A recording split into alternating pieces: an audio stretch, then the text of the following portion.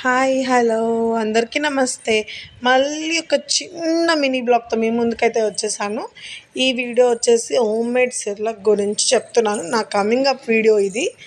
And ఇంకొకటి ఏంటంటే ఎందుకు ఈ షార్ట్ వీడియో చేశాను అంటే, షార్ట్ వీడియోకి యాక్చువల్గా నేను ఒక సిరీస్ స్టార్ట్ చేద్దాం అనుకుంటున్నాను.